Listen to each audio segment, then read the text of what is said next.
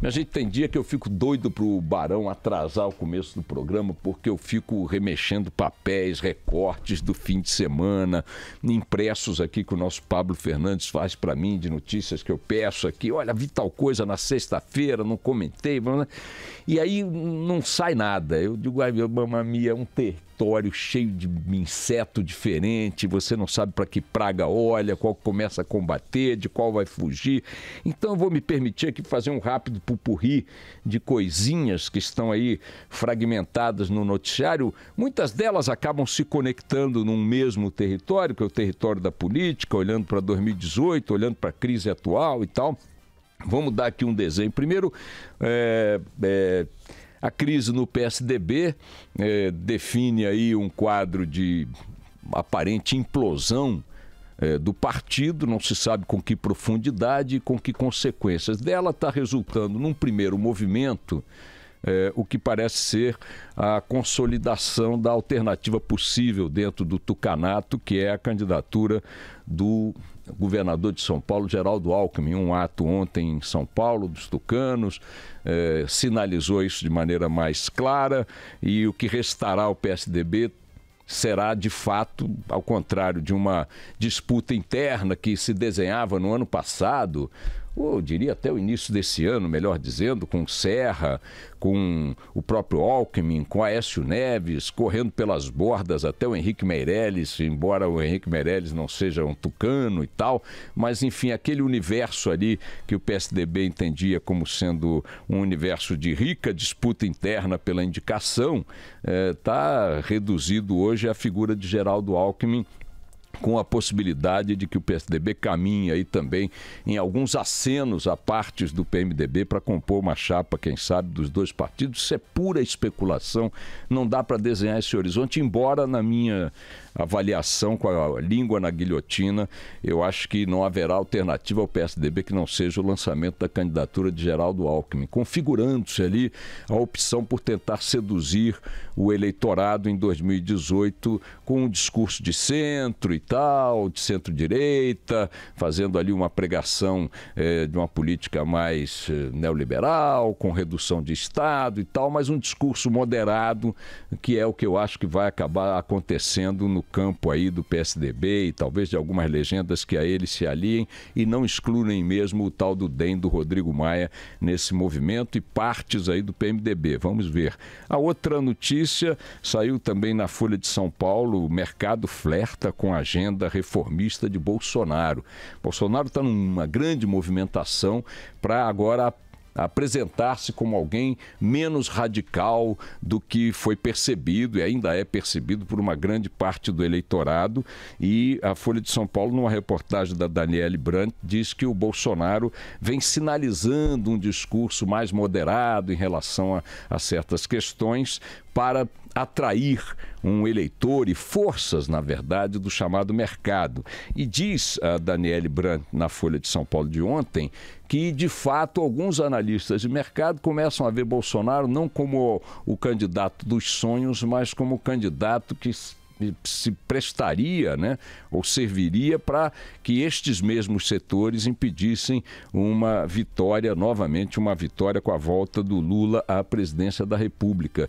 Importante observar esse movimento, porque o tal mercado, ele pode ser que não tenha muitos votos, mas tem uma forte influência em determinadas decisões que acabam impactando o jogo eleitoral, né? Eles sinalizam o risco Brasil, eles apontam para receios assim que possam impactar seriamente a economia, né? Então o Bolsonaro fazendo movimentos desse tipo, se é que ele...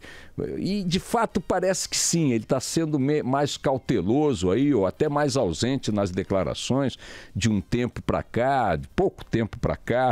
Por exemplo, ele sempre foi muito contrário. Ele chegou a dizer, numa entrevista há alguns anos, que Fernando Henrique Cardoso tinha que ser fuzilado por ter privatizado a Vale do Rio Doce, privatizado outras empresas estatais. E a privatização é algo que o tal mercado defende muito, de forma muito veemente, para reduzir o tamanho do Estado, para colocar mais empresas no jogo do mercado privado, enfim, da iniciativa privada e tal. E este mesmo candidato, este mesmo político que pediu o fuzilamento de Fernando Henrique Cardoso por causa das privatizações, agora já sinaliza que pode privatizar sim as estatais, até a Petrobras ele já inseriu aí no caldeirão numa determinada declaração. São os movimentos que Bolsonaro está fazendo, curiosamente, partindo da extrema-direita para o centro, e que não diferem dos movimentos que Lula fez partindo de uma posição mais extrema à esquerda em direção ao centro também, na campanha que acabou consagrando finalmente o presidente da República. Lembrem-se que a carta aos brasileiros e tudo mais foi um aceno ao centro, um aceno à direita, um aceno ao mercado, e acabou funcionando como química que despiu o Lula candidato de várias eleições com derrotas acumuladas até então, despiu Lula de uma roupagem que era vista como a roupagem do radical, do extremista, do cara que ia arrebentar. Mas lembram-se do risco Lula, né? Até chegar a criar esse índice econômico, o impacto de uma eventual vitória do Lula sobre o mercado, sobre a economia e tal, os bancos, os grupos internacionais, todos muito receosos do que Lula seria esse. O Lula foi fazendo um movimento em direção ao centro, construindo pontes de diálogo com setores do mercado, com setores ao centro e até da direita, né? Gente que ele demonizou durante toda a sua trajetória política até então, e esta construção rumo ao centro foi dando ao Lula as possibilidades que consumaram a sua vitória na primeira eleição que o levou ao Palácio do Planalto, iniciando o longo ciclo petista. Vejam que o primeiro e o segundo governo do Lula foram governos com forte presença de figuras da política que ele combateu a vida inteira de forma muito radical. Lula tornou-se aliado de Sarney, tornou-se aliado de Collor, tornou-se aliado de Renan Calheiros, de Romero Jucá. Não estou falando de gente que passou ao largo do governo, estou falando de figuras que influenciaram de fato decisões de governo, como foi o caso do Sarney, como foi o caso do Jucá, como foi o caso do Renan, para não falar de outros penduricalhos que antes, no discurso anterior do Lula lá na esquerda, deveriam ir para o paredão. Hoje parece que Bolsonaro, percebendo também a necessidade de tornar-se um candidato mais palatável, começa a moderar o seu discurso, tirando também do paredão algumas figuras que ele pretendeu fuzilar, começando aí pelo próprio Fernando Henrique Cardoso. Registre-se, portanto, que o mercado, segundo a Folha de São Paulo, começa a enxergar o Bolsonaro como uma alternativa possível diante da eventual consolidação da candidatura de Lula, superando as barreiras jurídicas colocadas diante dele.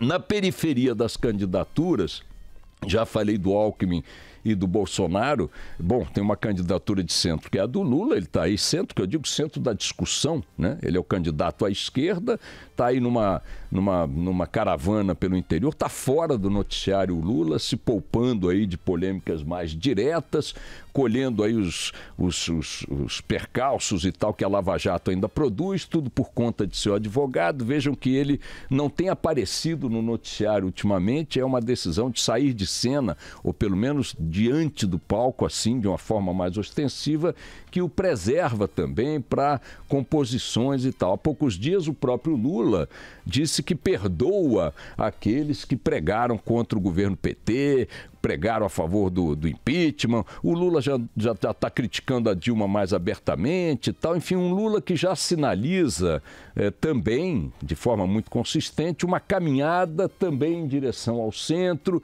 para tentar capturar ali o que puder ser possível, perdoando um, aceitando outros à mesa. Ninguém pode viver a ilusão de que Lula prosperará sem fazer essa caminhada para o centro, da esquerda para o centro, muito menos que Bolsonaro prosperará se não fizer uma caminhada da direita para o centro, o que acaba colocando a leitura disso da seguinte maneira: de todo mundo vai tentar beliscar nesse universo que não está nem à esquerda nem à direita, mas no eleitorado aí que não quer grandes aventuras, que não quer se lançar em discursos radicais, que não quer nada que produza muita marola, porque o nível de cocô cocô está no queixo e nessas situações é melhor não fazer muita bagunça mesmo e tal.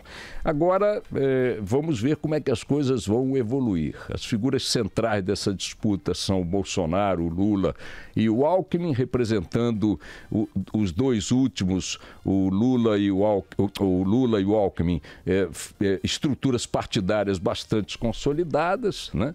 Alianças históricas mais importantes, trajetórias na vida pública consistente, e o Bolsonaro correndo por fora com índices nas pesquisas. Vamos ver como é que vem as próximas pesquisas. Na quinta-feira, conversando com um assessor muito graduado do Bolsonaro, ele disse para mim apenas o seguinte: não vai ter nem segundo turno. Para vocês terem ideia de como é que a cabeça da equipe do Bolsonaro está trabalhando a perspectiva de 2018. Eles têm convencimento de que o Bolsonaro se elege em primeiro turno mesmo, em 2018. Aqui no mundo real, a gente continua acompanhando os movimentos. Bom, um dado importante aí para a gente inserir nessa história é que o Vinícius Mota, hoje na Folha de São Paulo, chama atenção para o fato de que os efeitos das crises econômicas, né, das reviravoltas na economia, são sempre defasados, né? Elas ocorrem num determinado momento, como ele bem chama atenção, de que a crise já estava instalada em 2014, no segundo semestre, mas os índices de emprego eram altos, permitiram a reeleição da Dilma, que não enfrentou esse questionamento à época, embora a crise que produziria a tragédia a partir de 2015 já estivesse instalada nos seus fundamentos. O que ele quer dizer com isso? Hoje, se aquela época, em 2014, você já tinha uma crise instalada que produziria a maior taxa de desemprego de todos os tempos a partir de 2015, a crise e o fato que ela produz não se dão na mesma época. E ele está chamando a atenção para o fato de que tem aí uma recuperação econômica a caminho, ou já instalada. A Folha de São Paulo hoje diz que a arrecadação de impostos federais que resultam da atividade econômica e não de fatos excepcionais como venda de ativos ou concessões, que seriam a arrecadação do Imposto sobre Produtos Industrializados, o IPI, e também do Imposto sobre a Contribuição Social sobre a folha de pagamento, que são impostos da economia real. Essa arrecadação está melhorando. É a principal manchete da Folha de São Paulo hoje, que diz: sinais da retomada chegam à arrecadação. E o que diz o Vinícius Mota na coluna dele? Ele diz o seguinte: esta evolução da economia, e eu acrescento que parece que vai continuar aí ao longo de 2018, insere também no jogo da eleição de 2018, um elemento que não existe hoje, que é de um cenário econômico consistentemente melhor. O que ele diz? A evolução provável do quadro econômico nos próximos meses tende a colocar nesse jogo, que eu estava me referindo aqui desses personagens todos, um terceiro elemento, que é o elemento da recuperação e tal, que pode mudar, né, as camadas tectônicas de avaliação da população em relação a este ou aquele candidato. Enfim, um grande sururu na zona, um horizonte de difícil prospecção, com todas as especulações possíveis e num certo sentido, lógicas, né? A nós resta a alternativa de continuar tocando nossas vidas, né, na maior intensidade possível, sem levar em conta o que está acontecendo no mundo da política, em Brasília e tudo mais, porque se ficarmos olhando para esse cenário e para as incontáveis indefinições que ele apresenta, nós simplesmente ficaremos congelados, não teremos como sair do lugar. A política brasileira produziu um cenário de tal destruição de si própria e de tudo que lhe diga respeito, que se você estiver dependendo de decisões que emanem desse ambiente, é melhor que você mude a sua estratégia e cuide da sua vida sem levar em conta nem a existência da política como fato determinante de algo que vai influir na sua vida num prazo visível, nem do próprio Estado, cujas decisões dependem de ordens desse ambiente político. Então, sem que isso represente, volto a insistir, nenhum estímulo à alienação, muito pelo contrário, precisamos ficar atentos ao noticiário, acompanhar as coisas e tudo mais, mas é importante que a gente cuide do dia a dia, do Brasil real, das nossas próprias demandas, das nossas próprias necessidades, porque se dependermos de coisas que emanem desse ambiente, não vamos conseguir que elas ocorram. Isso tudo que eu falei não vale rigorosamente nada, porque não aponta para lugar nenhum. Nem tem como apontar. Nem tem como apontar. Qualquer um que esteja hoje construindo um cenário muito afirmativo diante disso que está aí, projetado para 2018, vai estar especulando, sem admitir que está botando a língua na guilhotina. A minha está lá e tem lugar cativo. Vamos nessa.